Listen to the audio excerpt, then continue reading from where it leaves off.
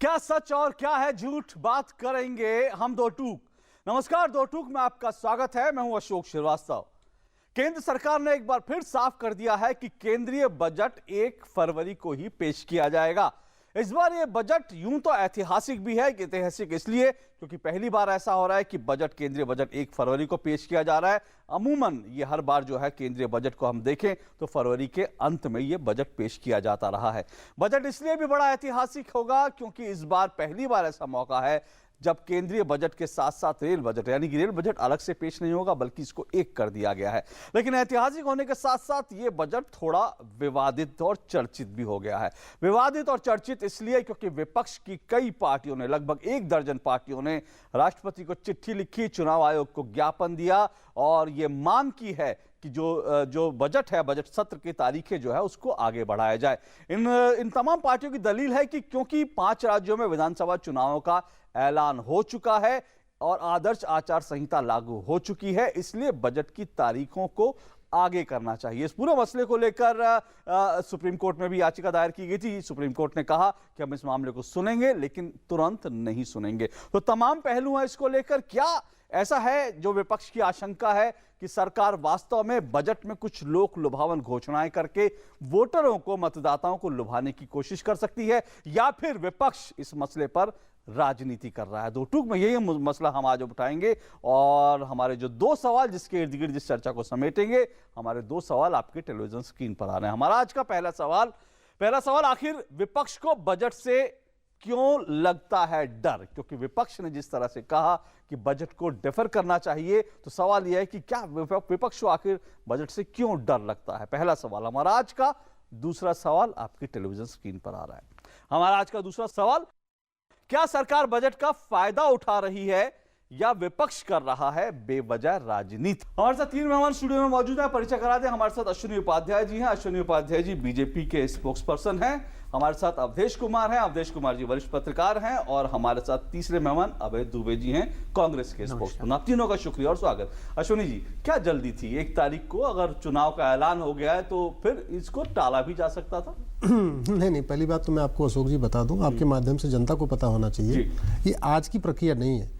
जुलाई में प्रक्रिया शुरू हुई थी। अगर आप आपके चैनलों पे आप दिखाएंगे, आप लोगों ने दिखाया हुआ है कि जुलाई में प्रक्रिया शुरू हो गई थी, इस पे चर्चा शुरू हो गई थी, नीति आयोग की बैठकें शुरू हो गई थी, देश के बहुत प्रमुख अर्थशास्त्रियों की बैठक बुलाई गई थी, उन्होंने प्रपोजल दिया था। इस सरकार की तरफ से प्रपोजल एक नहीं आया था। अर्थशास्त्रियों से कहा गया कि बताइए हम कैसे करें कि जो हमारा बजट और इफेक्टिव हो। तो उस समय ये सुझाव दिया था, नीति आयोग की बहुत बड़ी एक सेमिनार किया था। सेमिनार में आया था कि इस बैठक को कर देना चाहिए। क्यों करना चाहिए आपको बताता हूँ। क्या होता था, जब 28 फरवरी 29 फरवरी को बजट आता था तो राष्ट्रपति जी का इस पे जो मिलता है अनुमोदन जो करते हैं, वो होते होते लगभग 15 मई हो जाता था जी। तो पूरा अप्रैल और आधा मई, इस दौरान विभागों को, सरकारों को, प्रदेशों को पैसा नहीं मिल पाता था। मतलब पैसा रहते हुए बैंक में वो आइडियल पड़ा रहता था, उसका कोई यूज नहीं हो पाता था जी। तो ये जो लगभग 1.5 महीने 2 महीने का टाइम था, उस पर खासतौर पर उससे गरीबों को बहुत नुकसान होता था। बहुत सारे वजीफे रुक जाते थे, बहुत सारी जो कल्याणकारी योजनाएं थी वो एकदम बीच में डल हो जाती थी। उन सब से बचने के लिए हमारी सरकार ने ये किया है। और मैं तो कांग्रेस, चूंकि इसका विरोध मुख्य रूप से कांग्रेस इसका विरोध कर रही है। नहीं, कई पार्टियां हैं, करीब दर्जन से ज्यादा पार्टियां हैं जिन्होंने इस पर आपत्ति जताई है।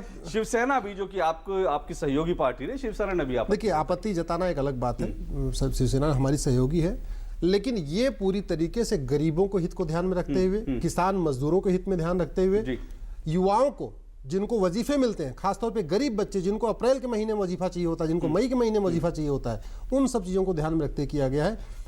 आप वैसे भी देखिए, हम लोग एक बार अगर तैयारी करते हैं घर की, क्या जिस दिन राशन खत्म हो जाता है उस दिन राशन खरीद के आता है क्या?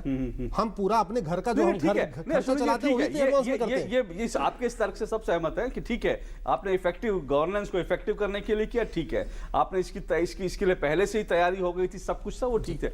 लेकिन अब क्योंकि चुनाव के बीच में आ गया तो आपको शायद संवैधानिक रूप से इसमें कोई दिक्कत नहीं आए, लेकिन नैतिक रूप से आपको नहीं लगता कि ये थोड़ा सा गलत होगा? देखिए, देश की जो हमारी डेमोक्रेटिक सिस्टम है, अल्टीमेट पर्पज है वेलफेयर ऑफ द पीपल। और वेलफेयर में खासतौर पे गरीब का, किसान का, मजदूर का, निम्न वर्ग का, मध्यम वर्ग का, उसका कल्याण।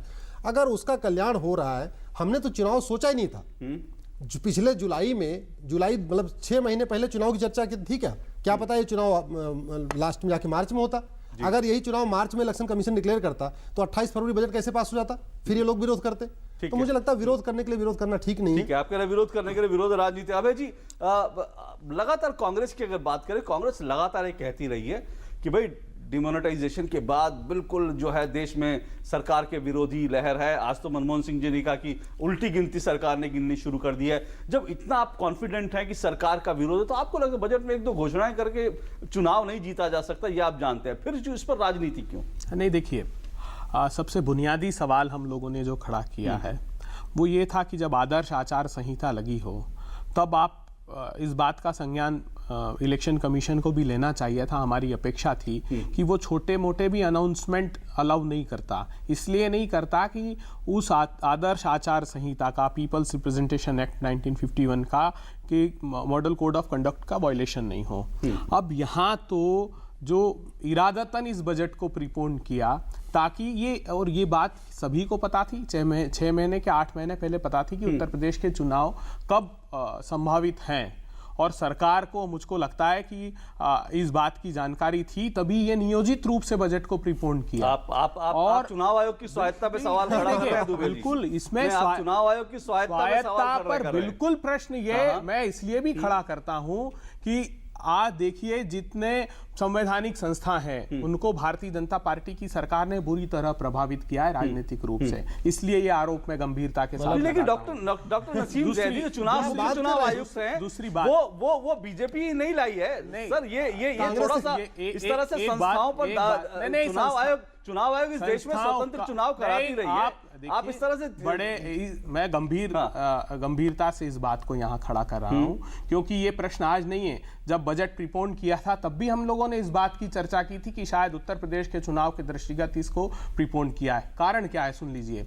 जो प्रलोभन का प्रश्न हम खड़ा कर रहे हैं, आप अगर बजट एस्टीमेट को देखेंगे और रिवाइज एस्टीमेट को देखेंगे तो काफी अंतर आ जाता है। तो इसलिए ऐसा प्रतीत होता है कि जो ये घोषणाएं हैं जिनके आधार पर वोट को प्रभावित कर सकती है भारतीय जनता पार्टी, क्योंकि इंक्लूसिवनेस तो खत्म हुई, इसमें कोई डाउट नहीं। मैं उस सवाल पे आऊंगा, लेकिन जो आपने जो अभी बात कही, मैं उस पर थोड़ी देर मैं चाहता हूं कि क्या आप ये बात गंभीरता से कह रहे हैं जो आपने चुनाव आयोग पर कहा, कि जो आपकी बात से जो निहितार्थ है वो साफ तौर पे ये है कि चुनाव आयोग और भाजपा मिले हुए हैं। मुझे लगता है इस तरह के आरोप लगाना नहीं, आरोप नहीं, बिल्कुल ये पहला अवसर नहीं है ऐसा। हम लोगों ने कई राज्यों के बिल्कुल दोहरा रहा हूं, गंभीरता से बिल्कुल गंभीरता से दोहरा रहा हूं मैं, क्योंकि ये बात अन्यथा इलेक्शन कमीशन को सरकार को इंसिस्ट करना चाहिए था कि नहीं ये, और गंभीरता से इसलिए कि आप रेलवे बजट है, जितनी सोशल इंक्लूजन की स्कीम्स हैं, क्या उन राज्यों को एग्जम्प्ट कर देंगे आप? क्या जब आप रेलवे के बजट को अनाउंस करेंगे तब ये एग्जम्पशन देंगे कि पंजाब में, उत्तर प्रदेश में,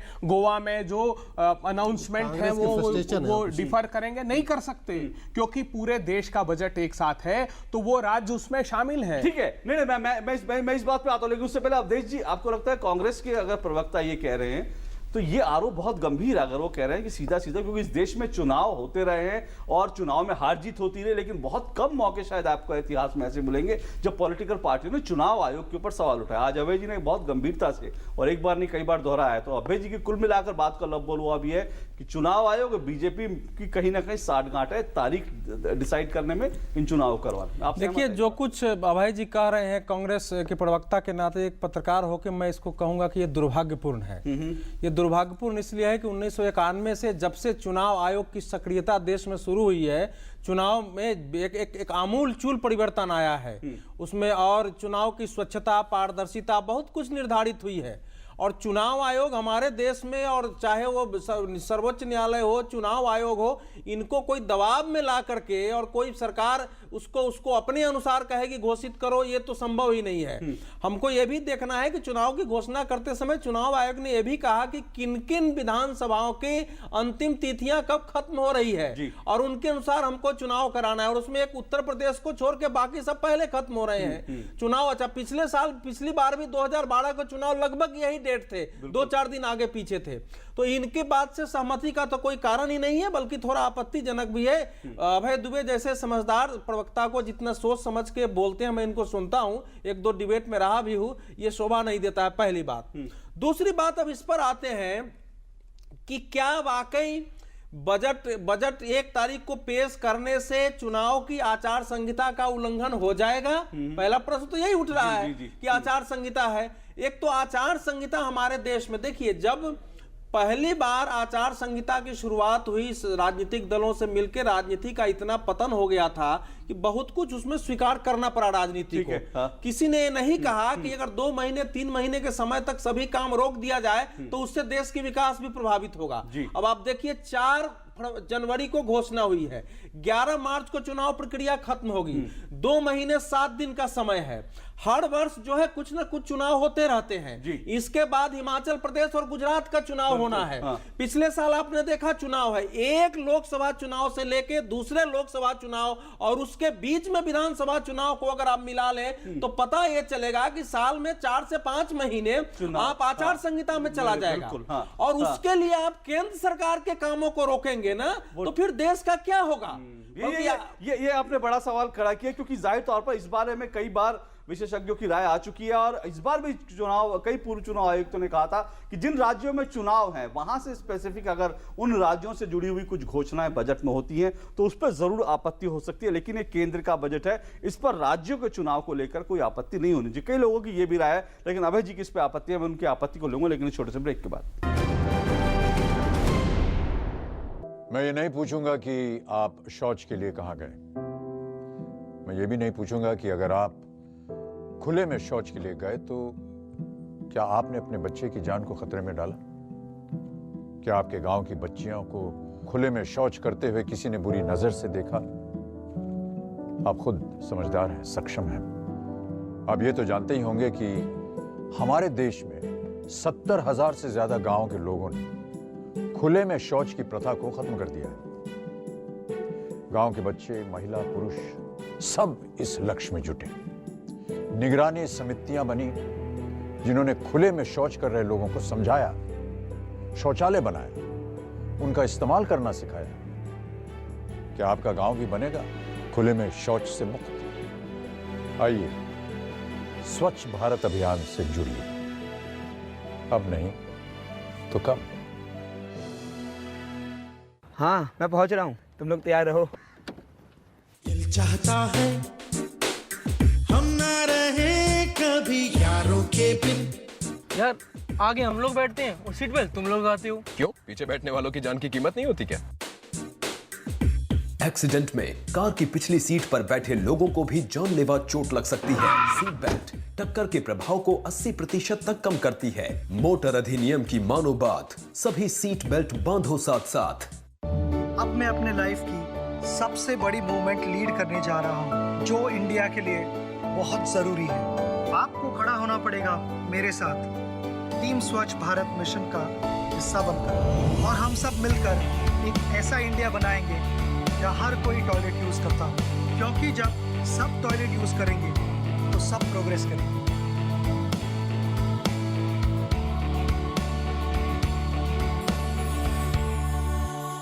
जैसे मेरा बैट है खास मेरे लिए, वैसे ही वैल्वोलिन इंजन ऑयल है परफेक्ट मैच इंजन्स के लिए। Change to Valvoline, be unstoppable.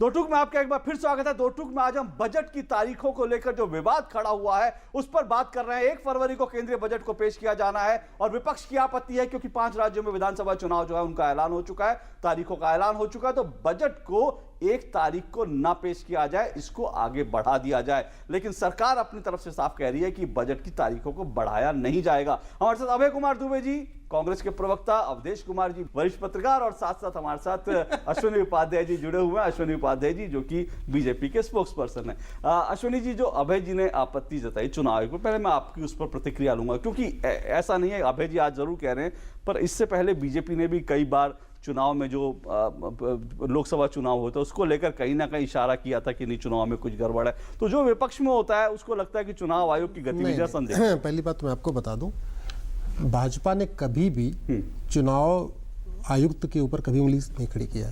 कहीं धांधली हुई उसके बारे में बताया, कुछ गड़बड़ हुआ, लेकिन कभी चुनाव आयोग से ये तो सीधे सीधे आरोप लगा रहे हैं और बहुत गंभीर आरोप लगा रहे हैं। मुझे लगता है कि शायद पूरी गंभीरता से लगाया। वो कह रहे हैं कि पूरी गंभीरता से, वो कह रहे हैं कि बहुत बड़ी वो कह रहे हैं कि आपकी सरकार ने आपके शासन आने के बाद जो संस्थाएं हैं उन संस्थाओं में इस तरह की चीजें जो हो रही। ये मेरे को ऐसे लगता है ये कांग्रेस की फ्रस्ट्रेशन है, क्योंकि अभी तक ये कह रहे थे नोटबंदी बहुत बड़ा, देश में तबाही आ गई है। आज आपने पेपर में देखा होगा 4 लाख करोड़ आया धन जिसकी जांच चलेगी, मतलब कुल मिला के 4 लाख करोड़ संदेह के घेरे में वो ठीक है, वो दूसरा कह रहे थे नोटबंदी के बाद इनका जो है पूरे जनता त्राही कर रही है। नोटबंदी के बाद जितने भी चुनाव हुए, महाराष्ट्र हुआ, राजस्थान हुआ, गुजरात में हुए उपचुनाव हुए, और भी कई जितने भी उपचुनाव हुए, हर जगह, इवन अभी 3 दिन पहले फरीदाबाद में हुए, हरियाणा के चुनाव हुए, चाहे चुनाव हुए, चाहे उपचुनाव हुए, चाहे प्रधान से लेके विधायक तक, जहां भी कुछ हो रहा है भाजपा जीत रही। तो मुझे लगता है कि आम जनता को तो ये ठीक लग रहा है, कांग्रेस उन्हें ठीक लग रहा है, अलग बात है। और इस तरीके से कांग्रेस जिस तरीके से भी राहुल जी के नेतृत्व में काम कर रही है, गरीब विरोधी, इन पूरी तरीके से गरीबों के विरोध में उतर चुकी है। इसको ऐसे लगता है कि हम एक झूठा एक प्रोपोगंडा तैयार करके, एलिगेशन लगा के, एजिटेशन करके, झूठे एजिटेशन करके अगर उनको लगता है कि भाजपा सरकार की और मोदी जी की जो लोकप्रियता कम हो जाएगी, ऐसा बिल्कुल नहीं होने वाला है। मैं अभी नहीं जाना चाहता, मैं सीधी बात जो इन्होंने एक बात कही, और मैं अभय जी, आपने जो पहले भी सवाल उठाए थे, आपने कहा था कि कुछ राज्यों में, अब जिन राज्यों में चुनाव है वहां को लेकर कुछ ट्रेन का ऐलान हो जाता है। आपको लगता है इस तरह की कुछ घोषणा? हमने तो रेल बजट मर्ज कर दिया, रेल बजट हमने हटा दिया। मतदाताओं को क्या प्रभावित किया जाता है, क्या किया जा सकता है? आपको लगता है कि मतदाता इस तरह की कुछ, और ये पूरा जो 5 राज्यों में चुनाव है, लेकिन बजट जो है वो पूरे देश का बजट है।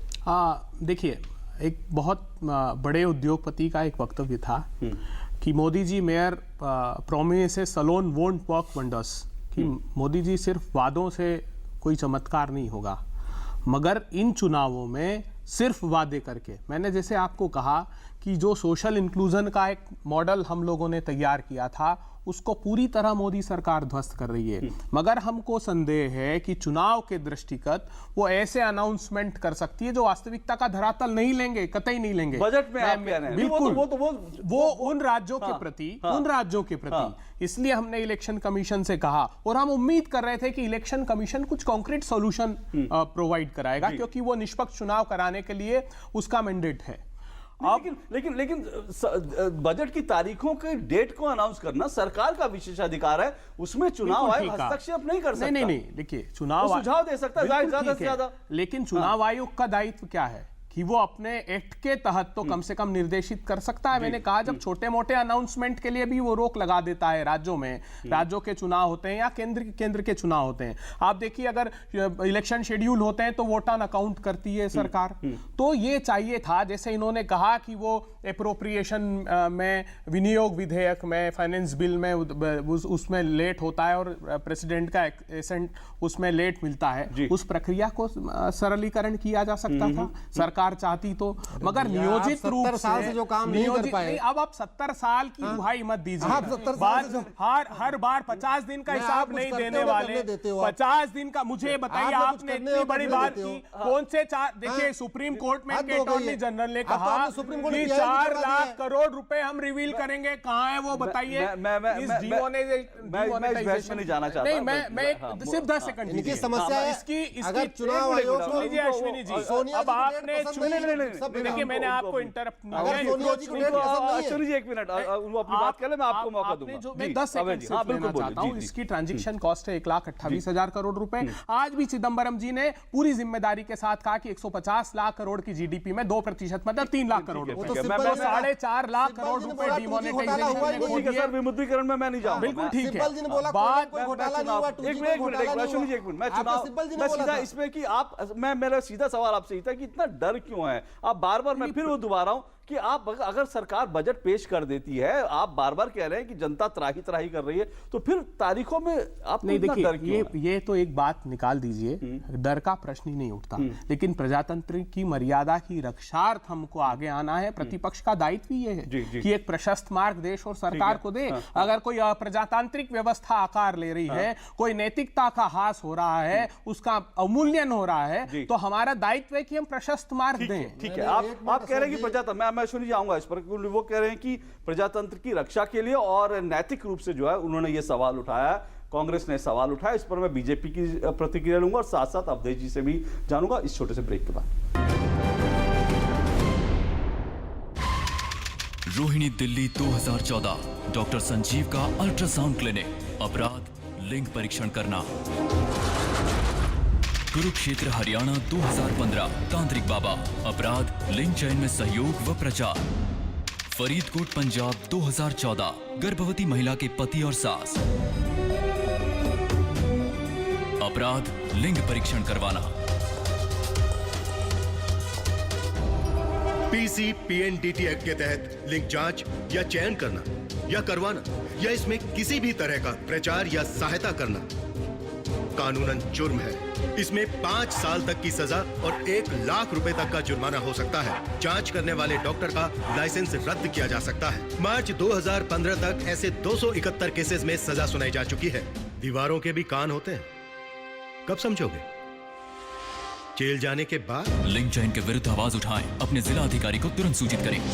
अब मैं अपने लाइफ की सबसे बड़ी मूवमेंट लीड करने जा रहा हूँ, जो इंडिया के लिए बहुत जरूरी है। आपको खड़ा होना पड़ेगा मेरे साथ, टीम स्वच्छ भारत मिशन का हिस्सा बनकर, और हम सब मिलकर एक ऐसा इंडिया बनाएंगे जहाँ हर कोई टॉयलेट यूज करता हो, क्योंकि जब सब टॉयलेट यूज करेंगे तो सब प्रोग्रेस करेंगे।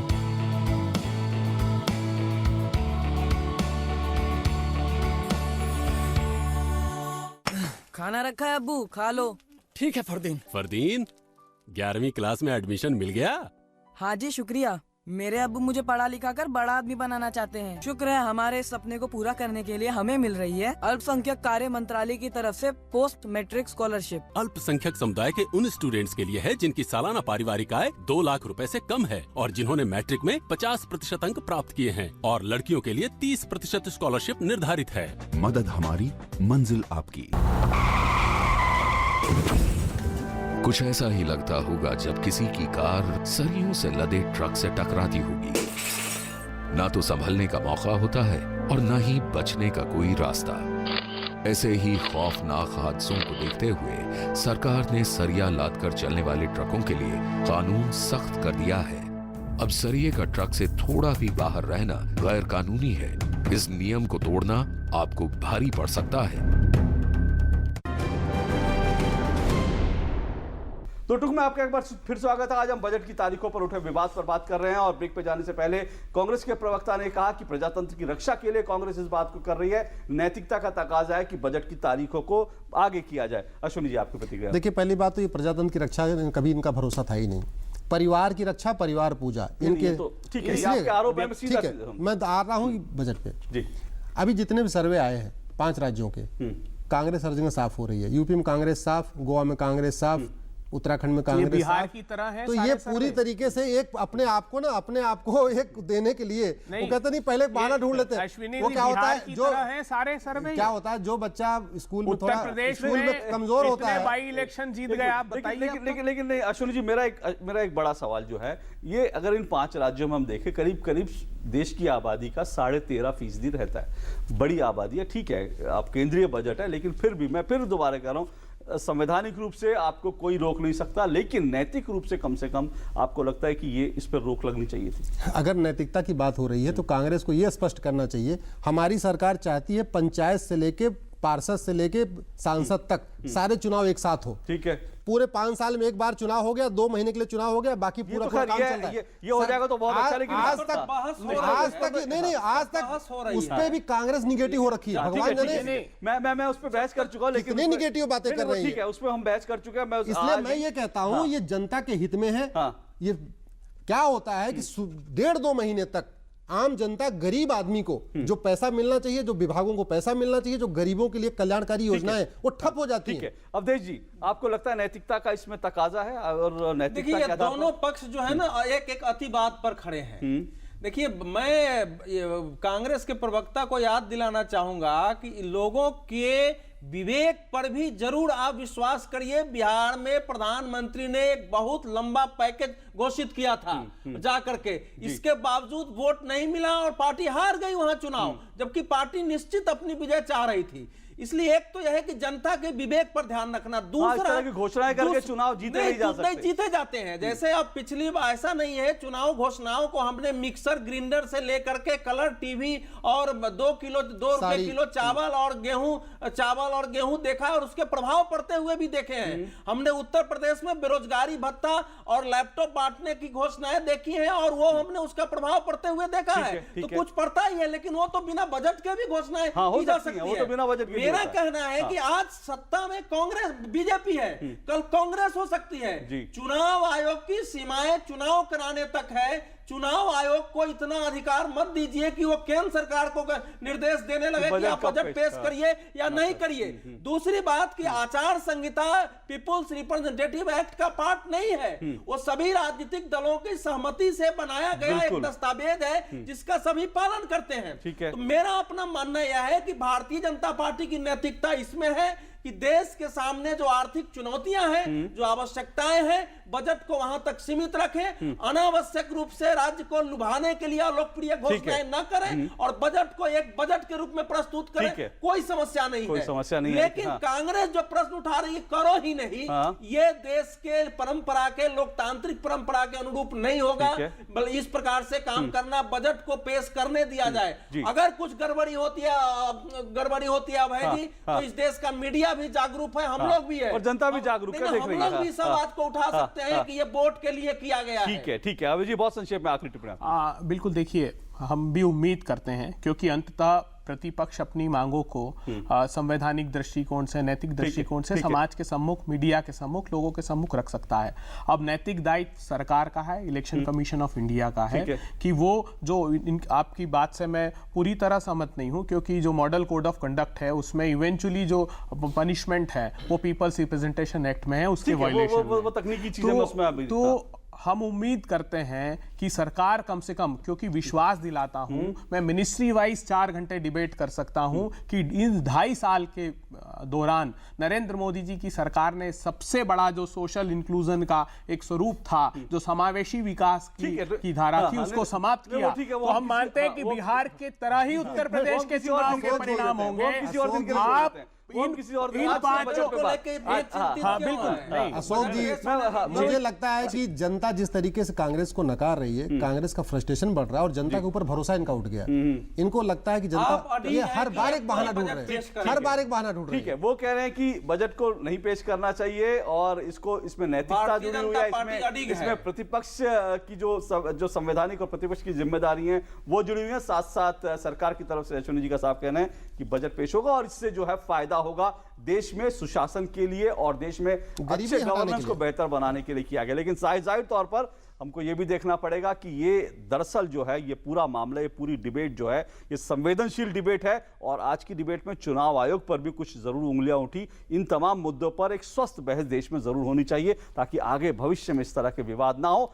बजट पेश करना सरकार की जिम्मेदारी है, लेकिन चुनाव भी जो है साफ सुथरे हो ये भी देखना देश की और चुनाव आयोग की भी जिम्मेदारी है। बहुत बहुत शुक्रिया आप तीनों का इस कार्यक्रम में शिरकत करने के लिए। दो टूक में आज बस इतना ही, आपसे फिर मुलाकात होगी, इजाजत दीजिए, नमस्कार।